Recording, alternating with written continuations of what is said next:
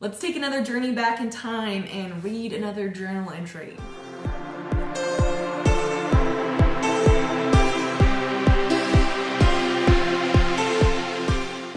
Hey guys, it's Jill on Trauma Talk. Thank you so much for watching again. I wanted to take today to read another journal entry, this time from a couple years ago. I did this a couple weeks ago and it got a pretty great response. I was pretty nervous to do so because it's kind of personal to read journal entries, but if it can help people, then that's awesome. So you guys said that it was helpful, so here we go again. I wanted to read from 2014. This was a pretty interesting year. In 2014, we lost our house to a massive fire. And so everything I owned, literally everything I owned, was burned, and the one carload of stuff we got out was broken into and stolen at the hotel. We did get our pets out, thank God. That was the part that actually mattered. And in that same year, I graduated college, was ready to start life, and then immediately found out I had a serious brain condition which required brain surgery, and was having horrible migraines that kept me in bed most of the day.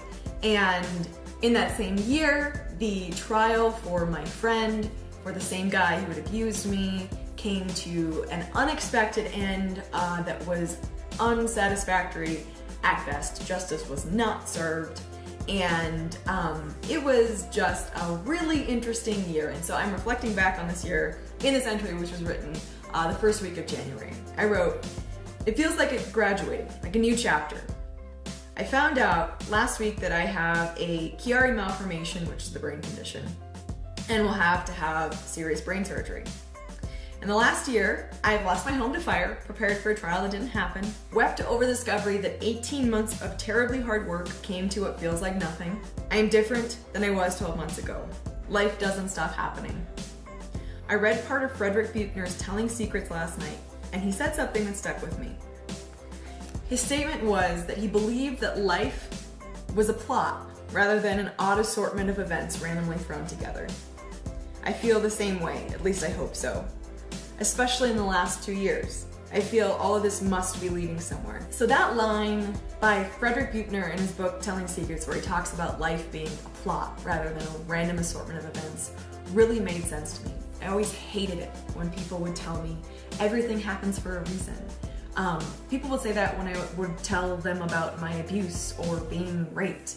And it was like they were saying that that was supposed to happen, or like God ordained it to happen. And I just wanted to start flipping tables. You know, like, how could you say that that was a good thing? It's not a good thing when horrible things happen. But it is my belief that we can choose to bring reason out of these things that happen. Maybe everything doesn't happen for a reason, but we get to choose to bring reason out of everything that happens.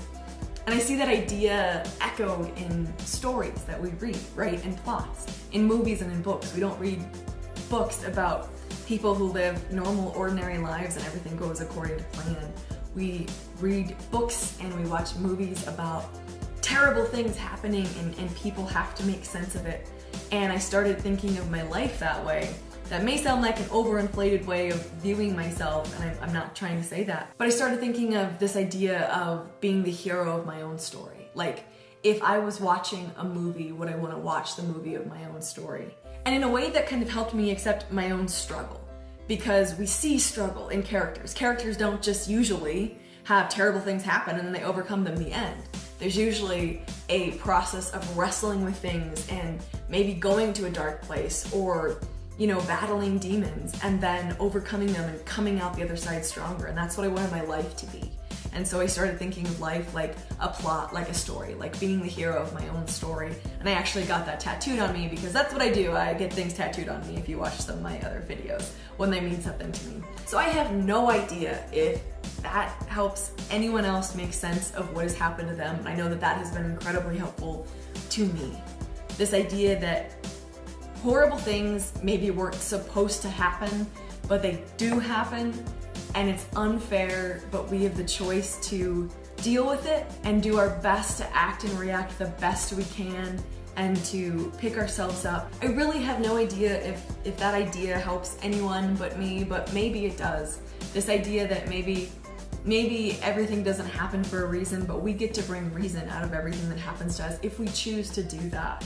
that we can be the heroes of our own stories, that we get to struggle, we can get to dark places and wrestle with really hard things, but we can come out the other side and we can live incredible stories. And that is what I am trying to do, and it is obviously still a struggle, and I'm sure it is a struggle for most everyone, but it is possible. And that's what I think winning looks like to me, is living a good story, living a story that someone would want to read. I truly, honestly believe that you are the hero of your own story, wherever you are. If that means that you can barely get out of bed in the morning and that standing up is literally a huge victory, you are the hero of your own story, and that is a win for the day. Each tiny little step that you take, you are the hero of your own story. And keep fighting for yourself. Keep fighting for those little victories. And keep fighting for good over evil. Whatever has happened to you, you didn't choose for it to happen. It did happen. It's unfair. But we do have the ability to choose what we do in the aftermath. And I believe that there is power in that. I am Jo Beckwith, and you're listening to Trauma Talk. Thank you guys so much. Please let me know your thoughts in the comment section or message me directly. I love talking to you guys. Seriously, thank you so much for these conversations. I look forward to talking to you soon. If you're interested in watching videos like this, I talk a lot about mental health, about sexual assault, domestic violence, post-traumatic stress disorder, subjects like that. So if you're interested in seeing things like that, find me on Facebook or YouTube under Trauma Talk, and I really look forward to seeing you next time. Please take care of yourself, and Happy New Year.